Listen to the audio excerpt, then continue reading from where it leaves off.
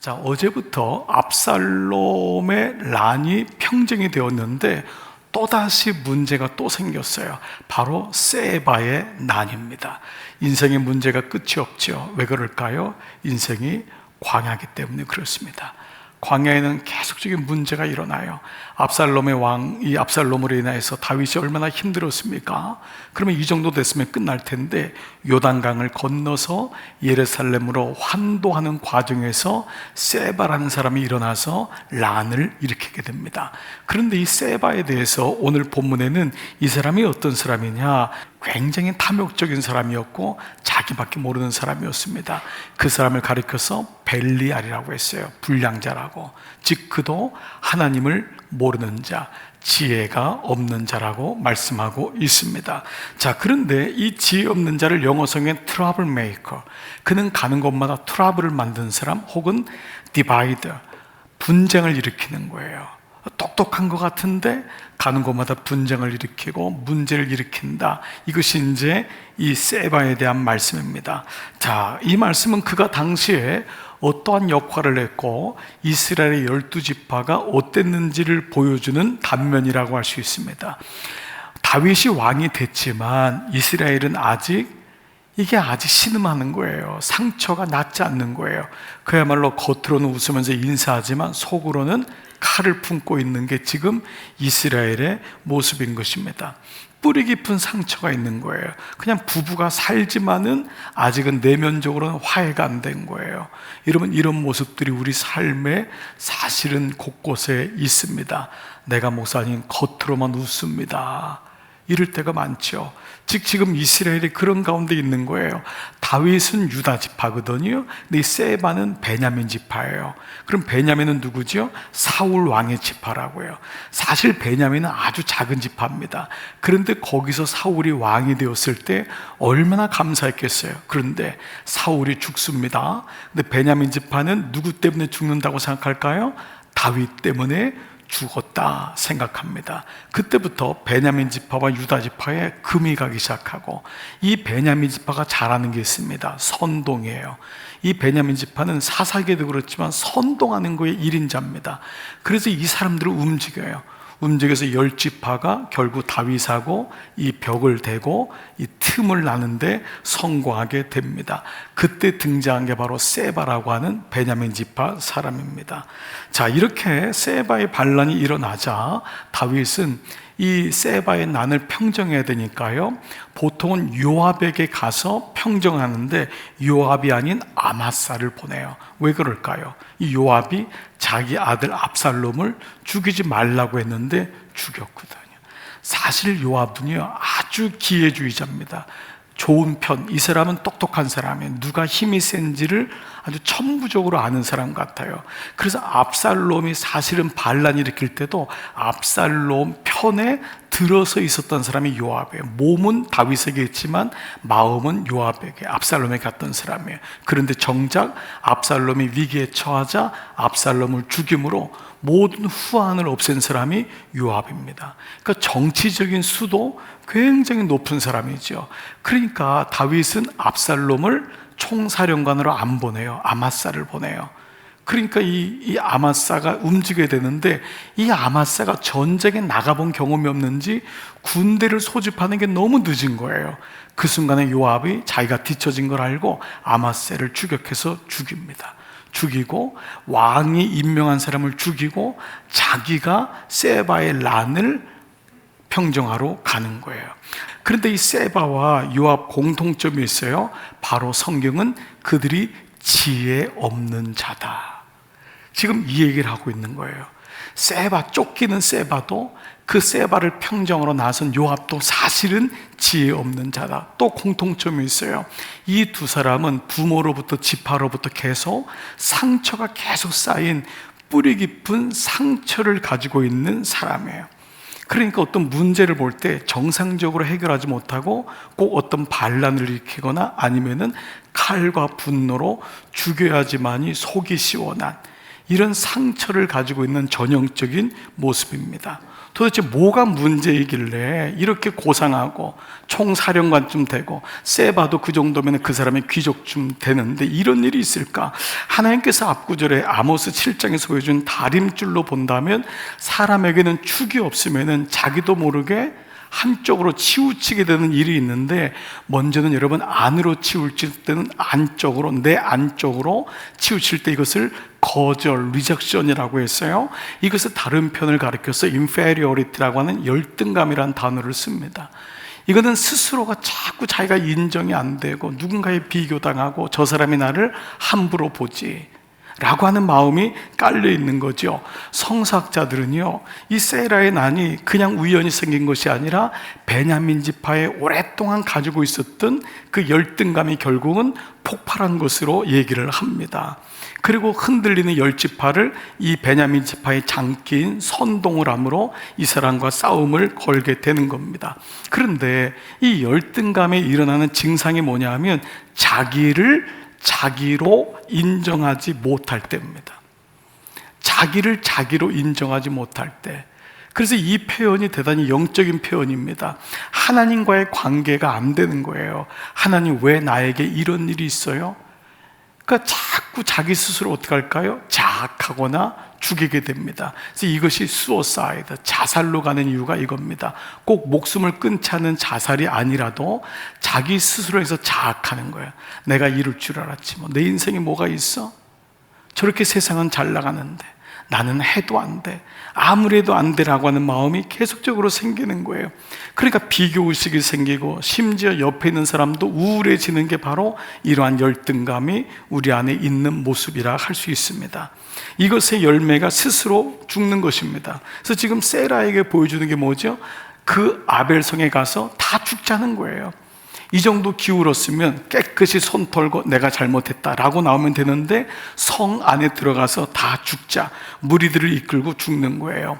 그런데 여기는 어떤 죄성이 있냐면요, 바로 이거예요. 용서하지 못함으로 인해서 하나님을 떠나는 일이 일어나요. 이 열등감과 거절감이 있는 분은 뒤끝이 굉장히 큽니다. 그래서 마음에 잊혀지지 않는 거예요. 사실 모든 사람 뒤끝이 뭐 없는 사람은 없겠죠. 그런데 좀 지난 것은 지나야 돼요. 흘러 보내야 될 건 흘러 보내야 돼요. 근데 이게 안 되면은 계속 이걸 붙잡게 되는 거예요. 그러므로 용서하지 못하는데 그것이 결국 하나님을 떠나게 되는 일이 일어난다는 거예요. 거절은 뭐죠? 용서하지 못함으로 하나님을 떠나게 되는 쓴뿌리가 생기고, 반항은, 자기 의는 심판자가 됨으로 하나님을 떠나게 됩니다. 그리고 이 사람은 큰 그림을 보지 못해요. 자기 의는 자기 손에 붙잡힌 게 전부기 때문에 영원토록 살 거라고 생각합니다. 여러분, 우리가 어느 위치에 올라가면요, 지혜로운 사람은요, retire, 내려올 생각을 합니다. 그게 지혜로운 사람입니다. 그러나 자기가 강한 사람은 천년만년 그 자리에 있을 거라고 생각합니다. 그렇기 때문에 오늘 요압에게 보여주는 모습이나 세바에게 보여주는 모습은 우리의 상한 마음, 우리의 뿌리 깊은 상처라고 할 수 있죠. 자, 그런데 이때 이 어리석은 사람을 배경으로 해서 한 여인이 등장합니다. 16절, 그 성읍에서, 시작. 성읍에서 지혜로운 여인 한 사람이 외쳐 이르되 들을지어다 들을지어다 청하건대 너희는 요압에게 이르기를 이리로 가까이 오라 내가 내게 말하려 하노라 한다 하라. 자, 그러면서 이 여인이요, 요압에게 아주 중요한 메시지 하나를 던져요. 그런데 이 메시지 하나에 요압이 정신을 차려요. 그리고 이 여인이 여러분 말씀 보면 그 지혜를 가지고 성읍에 들어가서 사람들이 세바가 있는 그 아벨 성 안에 있는 주민들에게 얘기하니까 주민들이 정신을 차려요. 그리고 세바의 목을 쳐서 요압에게 던져줘요. 도대체 무슨 말을 했길래? 이것이 오늘 말씀의 포인트입니다. 자, 19절입니다. 나는 이스라엘의 화평하고 충성된 자 중 하나이거늘 당신이 이스라엘 가운데 어머니 같은 성을 멸하고자 하시는도다. 어찌하여 당신이 여호와의 기업을 삼키고자 하시나이까? 이 말이, 이 문장이 요압도 그리고 세바를 감추고 있는 아벨성도 모든 문제가 해결이 돼요. 그럼 이 중에 어떤 단어가 무엇길래 요압이 충격을 먹었을까요? 바로 여호와의 기업입니다. 여호와의 기업. 이 하나님의 기업, 여호와의 기업이 오늘 진짜 지혜로운 사람인 누군가를 푸는 열쇠가 됩니다. 그러면 도대체 이게 뭐길래요? 자, 무엇이 이로 하여금 세라를 숨겨준 백성도 요압도 칼과 욕망을 내려놓게 했을까요? 그 말씀이 이거였어요. 어찌하여 당신이 여호와의 기업을 삼키고자 하시나이까? 이 사람은 지금 전쟁에 눈이 먼 거잖아요. 자기 공로에 눈이 먼 거예요. 돈 버는 거 눈이 먼 거예요. 직장밖에 안 보여요. 그런데 여호와의 기업을 삼키고자 하시나이까? 이 말은 뭐냐면 당신을 그 자리에 올린 분이 누군지를 아십니까? 여기서부터 시작된다 할 수 있어요. 주님이 주신 유산을 망치려고 합니까?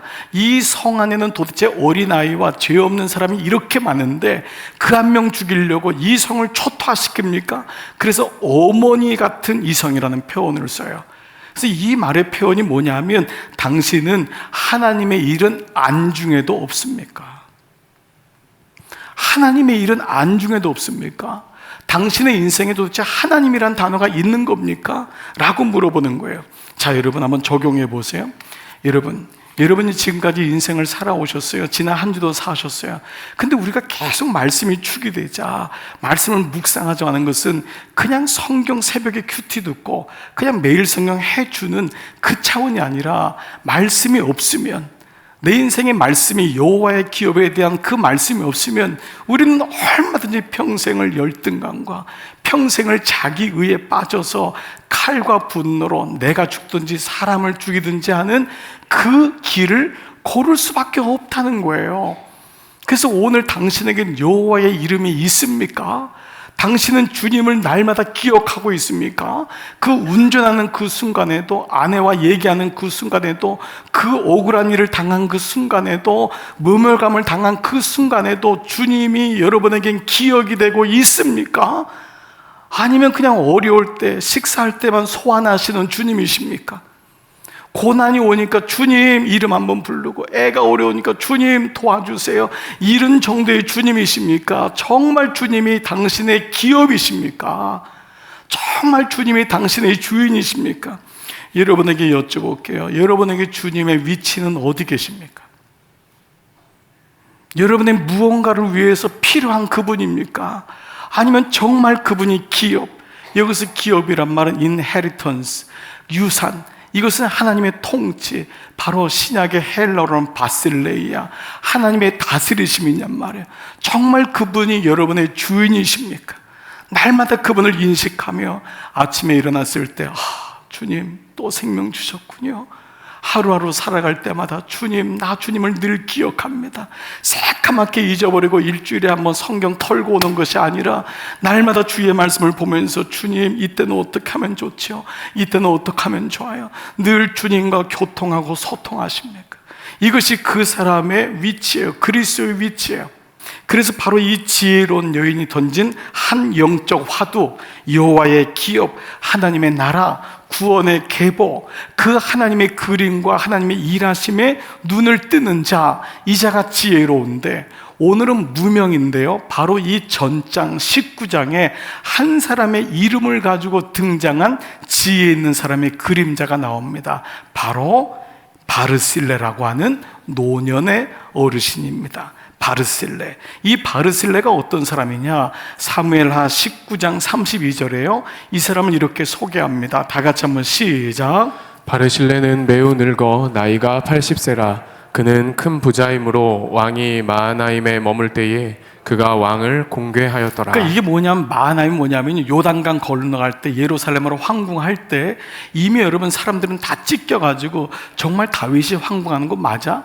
저거 진짜 왕 되는 거야? 사람들이 다 갈라진 거예요. 그리고 또 옆에 붙어가지고 시므이 같은 사람들, 시바 같은 사람들은 또 그새를 틈타서 또 올라가려고 하는데 아무도 진실한 마음으로 도와주지 않을 때, 그때 이 바르실레라고 하는 노년의 어르신이 자기의 재산을 다 풀어서 광야에 있던 백성들에게 먹을 것을 제공합니다. 떡과 치즈와 고기와, 그리고 모든 가구들을 다 동원하고 침대도 동원, 잘 수가 없는 거예요. 모든 재산을 이때를 위함이다 하면서 다 동원해요. 그런데 그에 대한 설명이 첫 번째, 매우 늙어. 여러분, 이 단어는요, 그가 완숙하다는 표현이 아닙니다. 이 단어는요, 이미 그는 좁은 눈을 볼 수밖에 없는, 나이가 들면은 사람이 경험이 많아지고 완숙할 것 같은데요, 죄송해요, 때로는 더 고집스러워집니다. 때로는 더 욕망스러워집니다. 이게 매우 나이가 들어, 이 말은 뭐죠? 나이가 드는 일반적인 세상의 가치를 뛰어넘었다는 것을 반면하고 있는 거예요. 나이가 들면 할 수 있는 게 위축됩니다. 그래서 거절감이 생기는 거예요. 나는 뭐지? 저놈들은 이렇게 젊은데. 근데 그 거절감이 오히려 나이가 매우 늙었지만 그는 다윗을 공개하였더라. 두 번째는 뭐죠? 그는 큰 부자이므로. 보통 부자인 사람은 셀프 라이처스네스가 강합니다. 자기가 돈 맛을 아는 거예요. 돈이 세상의 전부지 뭐. 믿음 생활도 돈으로 하는 거지 뭐. 돈 없어 봐. 이러니까 좋은 차도 사고 좋은 집도 사고 좋은 연봉도 받고. 그런데 어느 날 돈이 하나님의 후대하심이 아닌 자기 인생의 축이 되는 순간 셀프 라이처스네스가 그를 지배하게 돼요. 결국 이러면서 뭐죠? 하나님을 떠나게 됩니다. 믿지만은 하나님의 이름은 안 불러요. 왜냐하면 돈이 다 해결해 주거든요. 정말 그렇지 않아요? 여러분, 돈 있는 사람이 하나님 찾기 어려워요. 모든 게 돈이 다 해결해 주는데요. Money is God. 머니가 돈 아니에요. 하나님 아니에요. 그렇게 돼버린 거예요. 그런데 이 사람은 뭐예요? 나이가 80세도 거절감도 있고 돈이 많아서 셀프 라이처스네스도 있는데 그는 그가 왕을 공개하였더라 라는 표현으로 시작합니다. 자, 그러니까 이 다윗 입장에서 보면 얼마나 고마운 거예요. 후대하고 싶은 거예요. 그런데 자꾸 이 바르실레는 고사해요. 괜찮다고, 나는 왕을 도왔으면 됐다고. 그러니까 왕 마음에 더 고마운 거예요. 두 번째 또 제안을 해요. 뭐든지 얘기만 하라고. 그런데 이 바르실레가 뭘 하고 고사하냐? 19장 35절, 내 나이가 이제 80세라 어떻게 좋고 흉한 것을 분간할 수 있사오며 음식의 맛을 알 수 있사오리까? 이 종이 어떻게 다시 노래하는 남자나 여인의 소리를 알아들을 수 있사오리까? 어찌하여 종이 내 주 왕께 아직도 누를 끼치리까? 여러분, 이거는요, 나이가 들어가지고 나는 이제 더 이상 맛도 모르고 여인의 소리도 모르고 노래도 몰라, 이게 아니라 인생을 다 해봤다는 거예요. 인생을 다 살아봤다는 거예요. 살아보니까 좋은 거 주셔도 그게 그거고, 아무리 만나는 거 주셔도 그게 그거고, 전 괜찮습니다. 인생 살아봤는데 광야인데 인생에서 뭐 이렇게 좋은 게 있겠습니까? 하나님이 후대하셔서 다 해봤습니다. 그러자 다윗이 또 마음이 또 그래가지고 뭐든지 말만 하라고 했더니면 또 한 가지를 얘기하는데, 이걸 얘기해. 청하건대 당신의 종을 돌려보내옵소서. 내가 내 고향 부모의 묘 곁에 죽으려 하나이다. 여러분, 이 말씀이 뭐랑 대조되냐면 바로 이 누구예요? 이 사람 바르실레와 같은 고향 친구인 아히도벨의 죽음과 대조를 하고 있는 거예요. 아히도벨은 어땠죠? 자기의 모략이 통과하지 않자 압살롬이 거부하자 자기 고향 가서 목매달아 죽었던 사람이 아히도벨인데, 두 사람이 동양입니다. 길앗 사람이에요. 둘 다 길로 사람이에요. 연배도 비슷해요. 그런데 이 지혜로운 사람, 이 사람은 바르실레는 자기의 친구가 어떻게 죽었는지를 알고 있는 거예요. 저는 왕이에요. 저는 그렇게 죽지 않습니다. 이 말은 뭐예요? 저는 그냥 놔두시면 저를 낳아준 부모님 곁에서 저는 그렇게 평안히 죽겠습니다 라고 하는 표현이에요. 그런데 여기서 그 다음에 진짜 이 바르실레의 청이 나옵니다. 그 청이 다음 구절인데, 그러나 왕의 종 김함이 여기 있사오니, 왕에겐 종이지만은 바르실레에게는 아들입니다. 제 아들 김함이 여기 있사오니 청하건대 그가 내 주 왕과 함께 건너가게 하옵시고 왕의 처분대로 그에게 은총을 베푸소서. 나는 안 가지만 제 아들을 건사해달라는 거예요. 근데 이게 왜 영적으로 중요하냐면 김함의 이름이 빅 디자이어예요. 큰 야망, 욕망이에요. 이 말씀을 비춰볼 때 이 아들은 하나님을 모르는 사람이에요. 그러니까 지혜로운 아버지는 이 아들이 기껏 있어봤자 자기가 물려준 땅, 재산 가지고 살다가 하나님을 떠난 것이 눈에 보여요. 그래서 이 말씀이 구속사적으로 보면 뭐죠? 저는 여기서 하나님을 알고 후대함 받았으니까 죽더라도 제 아들만은 건사하셔서 제 아들을 통하여 구원의 계보가 흘러가게 해주십시오 라고 하는 큰 그림을 보는 애비의 모습이 있는 거예요. 이 모습이 열왕기상의 2장 7절에 보면 이렇게 나와 있어요. 마땅히 길앗 바르실레의 아들들에게, 이 키만만 간절했더니 아들들까지 다 간 거예요. 은총을 베풀어 저희로 내 상에서 먹는 자 중에 참여하게 하라. 내가 내 형 압살롬의 낯을 피하여 도망할 때에 저희가 내게 나왔느니라. 여기 참여한다, 상이란 말은 뭐죠? 다 구원과 연결되어 있는 말씀인 거예요. 즉 이같이 지혜 있는 자를 통하여 이 아비가 하나님 나라를 봄으로 인하여 그 아들을 이렇게 다윗에게 보내는 장면이 연속되고 이어지는 거예요. 이것이 이어지는 것이 바로 오늘 한 지혜로운 여인의 이야기까지 등장하고 있어요. 말씀을 제가 마무리해 볼게요. 사랑하는 여러분, 오늘 본문이 가르쳐주는 이 메시지가 뭡니까? 진짜 지혜로운 자가 누구냐라는 거예요. 진짜 지혜로운 자가 바실레이를 통해서, 또 이 바르실레이를 통해서, 또 이 여인을 통해서 우리에게 주는 메시지가 뭐예요? 요압이 없는 게 뭐예요? 세바가 없는 게 뭐예요? 여호와의 기업, 하나님의 다스리심, 하나님의 함께하심이 없는 거예요. 그러니까 그 마음속에 분노와 좌절이 계속해서 엇갈리면서 결국 살아가는 인생을 경험하게 되는 거예요. 오늘 그런데 이 지혜로운 여인이 요압에게 했던 말을 다시 한번 떠올려 보세요. 16절, 그 성읍에서 지혜로운 여인 한 사람이 외쳐 이르되 들을지어다, 들을지어다. 이 말씀이 신명기의 주제인 쉐마 이스라엘, 들어라 이스라엘. 이 여인을 통해 요압에게 뭐라고 해요? 들을지어다, 들을지어다. 말씀이 들리세요? 하나님 말씀이 들리세요? 지금 뭐 때문에 하나님 말씀이 안 들리는 분 있지 않으세요? 이렇게 귀하게 예배까지 왔지만 여러분이 그 죄 때문에, 그 사건 때문에 하나님 말씀이 안 들린다면 오늘 요압을 통해서 이 여인이 말하는 거예요. 들을지어다, 들을지어다. 그래도 또 말해, 청하건대 너희는 요압에게 이르기를 이리로 가까이 오라, 이리로 가까이 오라. 내가 네게 말하려 하노라. 제가 이 묵상을 이걸 일주일 내내인지 말씀을 좀 그림을 그려보다가 마치 지혜로운 이 여인의 어머니 같은 거예요. 그 아들이 칼과 분노를 들고 그 10대 아이 20대 아이들이 왜 짜증내게 엄마 내 인생에 왜 관여해? 라고 막 울부짖을 때 이 지혜로운 어머니가 이리로 오라, 이리로 오라. 아들아 이리로 오라, 내게 가까이 오라. 청하노니 내 말 좀 들어보렴. 너의 지혜로는 살 수가 없다. 너의 지혜로는 살 수가 없어. 이게 바르실레 살아본 사람의 메시지 아니에요. 왕이여, 내가 먹을 거 다 먹어보고 좋은 것도 다 해봤지만은 하나님 없는 인생이 어떠한 일을 알고 있습니다.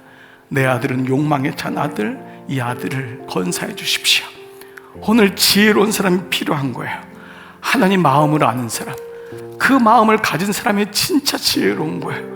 사랑하는 여러분, 오늘 이 이름 없는 이 무명의 지혜 있는 여인은 예수님의 그림자일 수도 있을 거예요. 수고하고 무거운 짐진 자들아 다 내게로 오라, 내가 너희를 쉬게 하리라.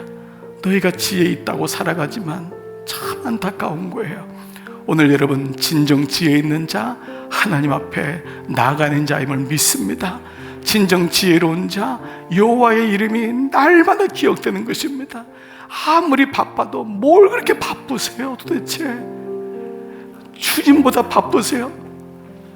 여러분 바쁜 게 좋은 게 아니잖아요. 여러분이 이렇게 만드는 거잖아요. 그 사이에 주님과 동행하는 게 바쁜 것보다 훨씬 낫잖아요. 바쁜 게 죄라고 하잖아요.